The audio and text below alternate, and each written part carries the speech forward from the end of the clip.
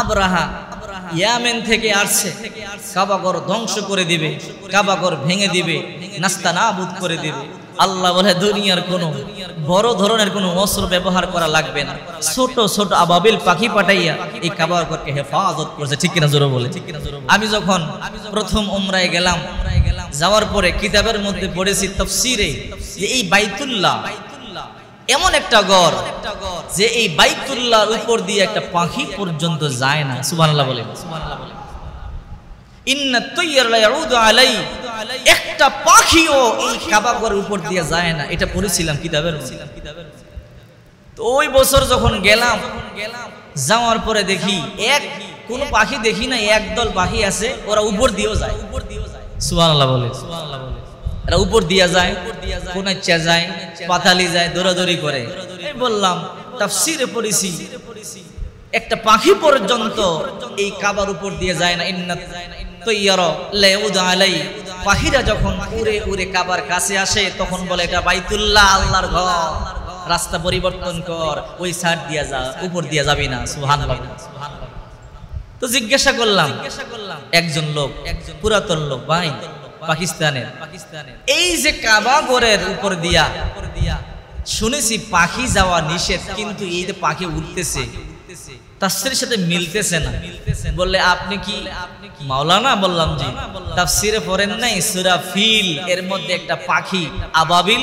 বললাম হ্যাঁ। বলে এটা দুনিয়ার পাখি না, এটা জান্নাতি আবাবিল পাখি, এদেরকে আল্লাহ কিয়ামত পর্যন্ত রাখছে পাহারা দেওয়ার জন্য। সুবহানাল্লাহ। এই মাওলবী তাফসীরে পড়ো নাই আবরাহার ইতিহাস? বলেছি হ্যাঁ পরিচিত। বলে এটা সেই পাখি যেই পাখিকে আল্লাহ তাআলা পাহারা দেওয়ার জন্য রেখে দিয়েছে। দুনিয়াতে যদি কোনো জালেম আবরাহার মতো আবার এই বাইতুল্লাহকে আক্রমণ করতে, ধ্বংস করতে আসে, এই আবাবিল পাখির মাধ্যমে আল্লাহ এদেরকে ধ্বংস করে দিবে। এই আবাবিল এখনো পর্যন্ত আছে, কিয়ামত পর্যন্ত থাকবে, এগুলো সব আবাবিল পাখি। সুবহানাল্লাহ। আশ্চর্য। আবরাহা তখনকার জামানায় পৃথিবীর সবচেয়ে ক্ষমতাধর বাদশা, বাড়ি ইয়ামেনের সানা, ইয়ামেনের রাজধানীর নাম সানা। আমাদের বাংলাদেশের রাজধানী যেমন ঢাকা, ইয়ামেনের রাজধানী সানা। সে যখন জানতে পারল যে সব মানুষ মক্কায় হজ করতে যায়, সে একটা কৃত্রিম মক্কা বানাইছে, কাবা বানাইছে হজ করার জন্য। কিন্তু তার ভেতরে চিন্তা হলো ব্যবসা। তার কি চিন্তা? মূল তার হজ না, ব্যবসা। যে হাজিরা হজ করতে আসবে, আমাদের দেশে ব্যবসা ভালো হবে, এই জন্য বানাইছে। কিন্তু তার কাবা হজ করতে কেউ যায় না, সবাই এখানে চলে আসে। তো সে সিদ্ধান্ত নিছে মক্কার যে কাবা আছে ওটাকে ভেঙে চূর্ণ বিচূর্ণ করে দিব, কারণ ক্ষমতা তো আমার হাতেই। যদি এটা ভেঙে ফেলি তাহলে আমার যে কাবা, মানুষ বাধ্য হয়ে এখানে হজ করতে আসবে। এই জন্য সে ৬০,০০০ সৈন্য নিয়ে হস্তি বাহিনী, ইয়েমেন তো আফ্রিকান দেশে পড়ছে, জঙ্গল দেশে, ওই দেশে হাতি আছে, অভাব নাই। তারা হাতি অস্ত্র হিসেবে ব্যবহার করত। ওই সময় দালান ভাঙতে হাতি ব্যবহার করত, ধাক্কা দিয়ে ভেঙে ফেলতো। কিন্তু সৌদি আরবে তো হাতি নাই, আর বিশাল হাতির বাহিনী নিয়ে বর্তমানে যে আরাফার ময়দান এখানে এসে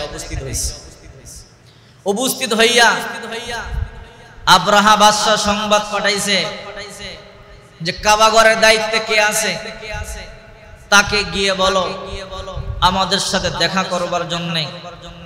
কয়েকজন সৈন্য গিয়া বলে কে কাবাঘরের দায়িত্বে আছে? মোতাওয়াল্লি কে? নবীজির দাদা আব্দুল মুত্তালিব। সুবহানাল্লাহ বলেন। বলে আপনাকে আবরাহা ডেকেছে। নবীজির দাদা সাহসী চলে গেছে। কেন ডেকেছেন? বলে আমরা আগামীকাল তোমাদের এই কাবা ভেঙে ফেলবো, চূর্ণ বিচূর্ণ করে ফেলবো, সুতরাং বাঁচতে চাইলে এলাকা ছেড়ে চলে যাও। নবীজির দাদা এতটুকুন বললেন আমাদের কি দোষ, কেন ভাঙবেন? বলে কোনো দোষ মোষ বুঝি না, ইচ্ছে হয়েছে ভাঙবো, ক্ষমতা আছে ভেঙে ফেলবো। নাউজুবিল্লাহ বলে। তো নবীজির দাদা আব্দুল মুত্তালিব বললেন আপনারা এখানে এসেছেন কাবাঘর ভাঙবেন, সেটা আপনাদের ইচ্ছা, কিন্তু আমাদের কিছু জনগণের বকরি বেড়া, দুম্বা, উট আপনার সৈন্যরা জোর করে নিয়ে গেছে, আমাদের বকরি বেড়া, দুম্বা, উট গুলো আপনারা দিয়া দেন। তো আবরাহা হাসি দিয়া বলে তোমাকে বুদ্ধিমান মনে করেছিলাম, তুমি নাকি মক্কার লিডার, তুমি নাকি মক্কার নেতা? বলে হ্যাঁ। তুমি এত নির্বুধ হয়ে কাবা ঘরের মোতাবল্লি কেমন হইলা? বলে বুঝলাম না। বলল যে দেখো, তোমার কাবার প্রতি মায়া নাই, যে কাবার জন্য মানুষ এত পাগল, মানুষ হজ করতে আসে, সেই কাবাঘর রক্ষার জন্য তোমার কোনো প্রতিক্রিয়া নাই। অথচ কয়েকটা বকরি বেড়া ওর দুম্বার জন্য তুমি আমার কাছে বলতেছো ফিরাইয়া দেওয়ার জন্য। কেন, কাবার প্রতি কি তোমার মায়া নাই? আব্দুল মুত্তলিব তখন বলল, মায়া তো অবশ্যই আছে, তো কাবার কথা না বলে ওর বকরি বেড়া দুম্বার কথা কেন বললা? আব্দুল মুত্তলিব বলল, ওর বকরি বেড়া দুম্বার মালিক আমি, এই জন্য আমার জিনিসগুলো আমি হেফাজত করতে চাই, এই জন্য আমি চাইছি। আর কাবার মালিক তো রব্বুল আলামিন, ওনারটা উনি হেফাজত করবে। আল্লাহু আকবার বলে, ওনারটা উনি হেফাজত করবে। আব্রাহা আশ্চর্য হয়ে গেল। আব্দুল মুত্তলিব, তুমি যদি বাঁচতে চাও তোমার দলবল নিয়ে এলাকা ছেড়ে চলে যাও। আগামীকাল সূর্যোদয়ের পরে মক্কা নাস্তানাবুদ করা হবে, তোমার বাইতুল্লাহ ধ্বংস করে দেওয়া হবে। আব্রাহা যে হাতির মধ্যে ছিল, সবচেয়ে বড় হাতি ছিল, নাম তার মাহমুদ। এই মাহমুদের নামটা নবীর নামের সাথে মিল আছে না নাই? মাহমুদ আর মুহাম্মদ একই তো, সুবহানাল্লাহ জোরে বলেন। আর আমাদের নবী তখন মায়ের গর্ভে, মাত্র 49 দিন, মতান্তরে 50 দিন, আরেকটা বর্ণনায় 55 দিন বাকি। মাত্র 50 দিন পরে আমাদের নবী রাহমাতুল লিল আলামিন দুনিয়ার মধ্যে আসবে। আব্দুল মুত্তলিব মক্কার লোকদেরকে ডেকে ডেকে বলে, ও মক্কার লোকেরা, আব্রাহা ইয়ামেন থেকে চলে এসেছে, ক্ষমতাওয়ালা বাদশা, মোকাবেলা করা সম্ভব নয়, সুতরাং তোমরা নিরাপদ স্থানে চলে যাও, মক্কার আশেপাশের পাহাড়গুলোতে চলে যাও, কারণ সে বড় ভয়ঙ্কর।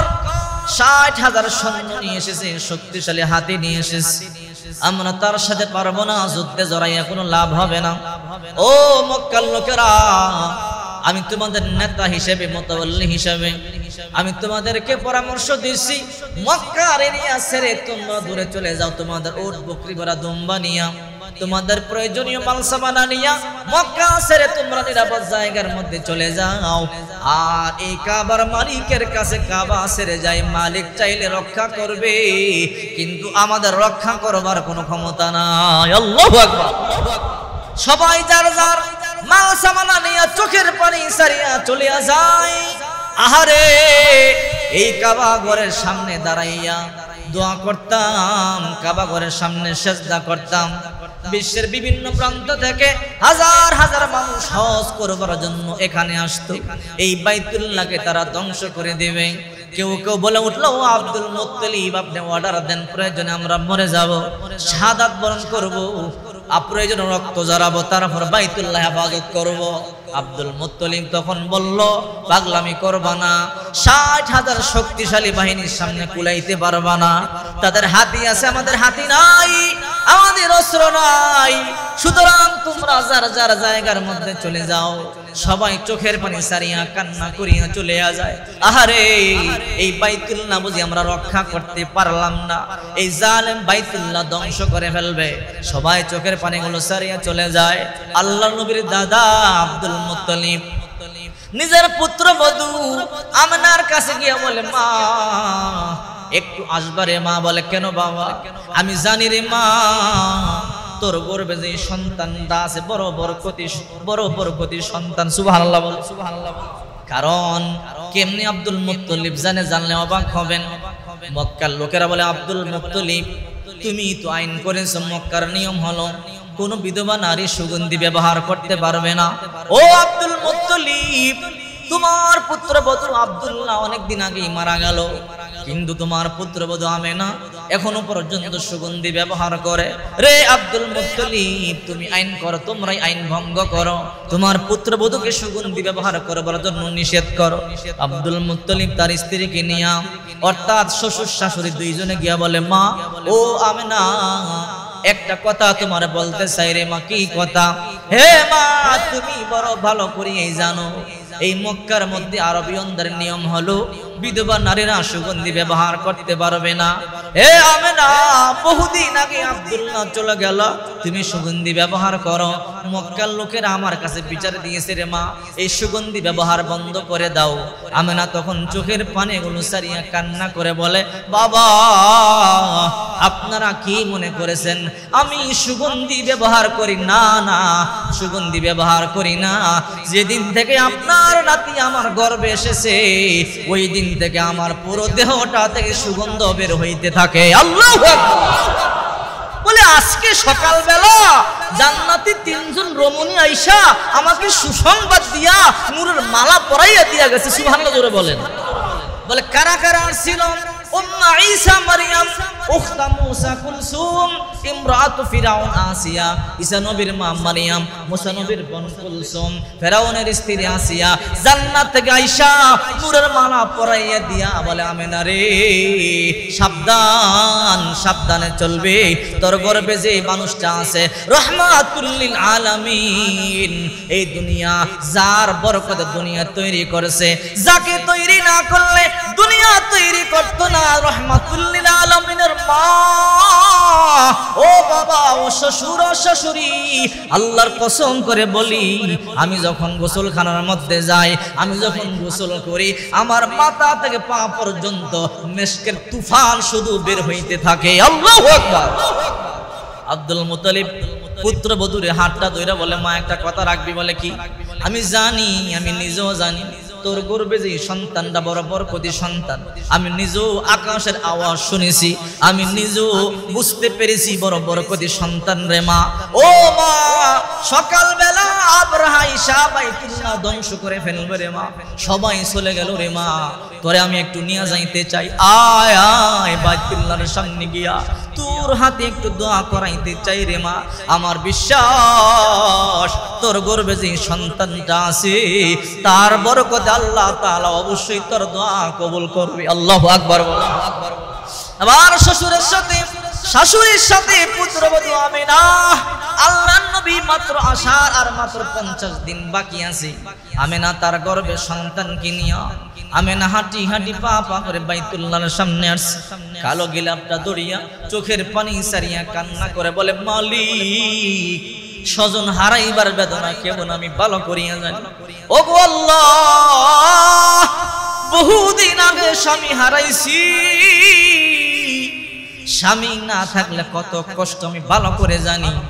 যদি তোমার বাইতুল্লাহ ধ্বংস করবার জন্য সকালবেলা আবরাহা আসে, মক্কার যুবকেরা যুদ্ধ লেগে যাবে, কারণ তারা বাইতুল্লাহকে জীবন থেকে বেশি ভালোবাসে। কারো কথা শুনবে না, রক্ত ঘটবে, রক্তের বন্যা হয়ে যাবে। কেউ বাবা হারাবে, কেউ সন্তান হারাবে, কেউ মা হারাবে, কেউ ভাই হারাবে, কেউ বোন হারাবে। আল্লাহ রক্ত ফাসাদ দেখতে চাই না, সন্তান হারা আমাকেও দেখতে চাই না, স্বামী হারা বিধবা নারীকেও দেখতে চাই না। আল্লাহ, আমাদের চোখের পানি যদি তুমি না দেখো, কবুল নাও করো, আমার গর্ভের সন্তানটা নিশ্চয়ই বরকতি সন্তান। ওগো আল্লাহ, তোমার কাছে দরখাস্ত করি, এই সন্তানটার উসিলায় তুমি তোমার ঘরকে তোমার কুদরতি ভাবে হেফাজত করো। আল্লাহু আকবার। আকাশ থেকে আওয়াজ, এ আমিনা, এ আব্দুল মুত্তালিব, যুদ্ধের জন্য প্রস্তুতি গ্রহণ করবা না, তোমরা চলে যাও। বাইতুল্লাহর মালিক আল্লাহ নিজেই বাইতুল্লাহর হেফাজত করবে। আওয়াজ শুনবার পরে পাহাড়ের চতুর্পাশে সবাই চলে গেল।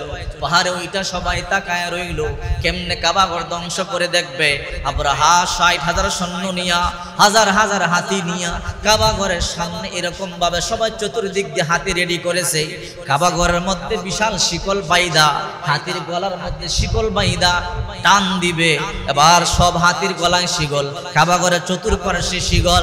এবার আবরাহা যে হাতির পৃষ্ঠে বসা, তাফসিরে তার নাম আছে মাহমুদ। মাহমুদকে বলে, মাহমুদ এইবার একটা টান দাও, কাবাঘরটা উড়াইয়া দাও, ধ্বংস করে দাও। কিন্তু যেইনি মাহমুদকে বলেছে, মাহমুদ মুহূর্তের মধ্যে জমিনের মধ্যে পড়ে গেছে। আল্লাহু আকবার। হাত পা গুটাইয়া বসে গেছে। কিরে মাহমুদ, এত আদর করিয়া, এত লালন পালন করিয়া প্রশিক্ষণ দিছি, যখন বলতাম বিল্ডিং বাং, কত শক্তিশালী বিল্ডিং ধাক্কা দিয়ে উড়াইয়া দিছু, সেই তুলনায় কাবা ঘর তো বড় ছোট একটা ঘর, দে একটা ধাক্কা উড়াইয়া দে, টান দে উড়াইয়া দে। মাহমুদ কোনো কথা বলে না, চাবুক মারা শুরু করে দিল, রক্ত রঞ্জিত হয়ে গেল। বার বলে ও তাড়াতাড়ি কাবা ঘর টান দে, নতুবা তোরে ধ্বংস করে ফেলবো। মাহমুদ বলে আল্লাহ জবানটা তুমি খুইলা দাও, ও আল্লাহ জবান না খুললে এই হারামিকে আমি বুঝাইতে পারবো না। আল্লাহ জবান খুইলা দিল। এবার মাহমুদ হাতি বলে রে আবরাহা, আল্লাহর কসম করে বলি মারতে মারতে মেরে ফেলতে পারো, কিন্তু এই কাবা ঘরের সাথে বেয়াদবি করা আমার দ্বারা সম্ভব নয়। আল্লাহু আকবার। চিন্তা করছেন? এবার সবাই তাকায় রইল। মক্কার পাহাড়ে পাহাড়ে বসে রয়েছে সবাই, কাবা ঘর কেমনে ভাঙ্গে সবাই দেখবে, চোখের পানি সারিয়া কান্না করে। নেতা আব্দুল মুত্তালিব তো বলছে কেউ যাইবা না, তোমাদের কাজ না, এটা আল্লাহর কাজ। এবার আবরাহা যখন আবার নিজে নামিয়া কাবা ঘরে লাথি দেওয়ার জন্য সামনে যায়, নাউজুবিল্লাহ বলেন। আল্লাহ তাআলা বলে আর সহ্য হয় না। আল্লাহ তাআলা সমুদ্র থেকে একদল পাখি পাঠাইয়া দিছে, আরসালা আলাইহিম তায়রুন আবাবিল। আল্লাহু আকবার। তারমিহিম বিহিজারাতিন মিন সিজ্জিল। আল্লাহ পাক রব্বুল আলামিন বলেন বিহিজারাতিন সাগীরাতিন, ছোট ছোট পাথর।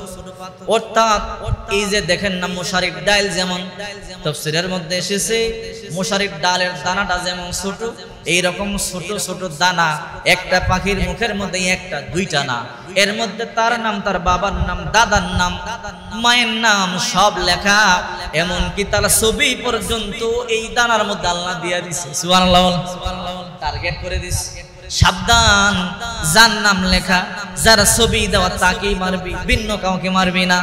পাখিরা উইরা উইরা আসে, আইসা এই ছবির সাথে ছবি মিলায়, নামের সাথে নাম বিলায়, উপর থেকে মারিয়া দেয়। প্রত্যেকের মাথার মধ্যে লোহার টুপি ছিল। সৈন্যরা যখন যুদ্ধে যায় মাথার মধ্যে লোহার টুপি থাকে কি থাকে না?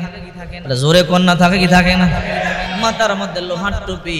কিতাবের মধ্যে আছে প্রত্যেকের মাথার মধ্যে লোহার টুপি ছিল। পাখিরা নাম দেখা, ছবি দেখা টুপির উপরে একটা দানা সারিয়া দেয়। টুপির উপরে দানা সারতে দেরি, এত শক্তিশালী লোহার টুপিটা মুহূর্তের মধ্যে পাট পাট করিয়ে ভাঙিয়া চূর্ণ বিচূর্ণ হয়ে যায়। মাথার মধ্যে ডুইকা যায়, মাথার মধ্যে ডুইকা নাভিতে আসে, নারী বুড়িগুলো সব একেবারে মেসাকার করে দেয়। পায়খানার রাস্তা দিয়ে বের হয়ে হাতির উপরে বসা, হাতির উপরে ওপরে হাতির ও নারী বুড়িগুলো সব বের হয়ে যায়। অর্থাৎ সৈন্য হাতি সহ তারমিহিম বিহিজারাতিন মিন সিজ্জিল ফাজআলাহুম কাআসফিন মাকুল। আল্লাহ পাক বলেন তোমাদের গরু, তোমাদের ছাগল, বকরি, বেড়া যখন ঘাস খায় দেখবেন ঘাসের কেমনে সাবাই, জাবর কাটে কি কাটে না? সাবাইতে সাবাইতে একেবারে এটারে মেসাকার করে ফেলে।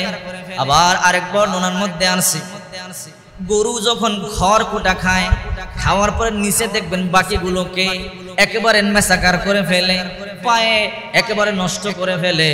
এই রকম করে আবার আরেক বর্ণনার মধ্যে আছে গরু ঘাস খাওয়ার পরে যেমনি লেদি দেয়, যেমনি গরু পায়খানা করে, ঠিক এইরকম ভাবে আল্লাহ তাআলা আবরাহা বাহিনী হাতি সহ সবাইকে একেবারে মাটির সাথে মেসাকার করে মিলাইয়া দিছে। আল্লাহু আকবার।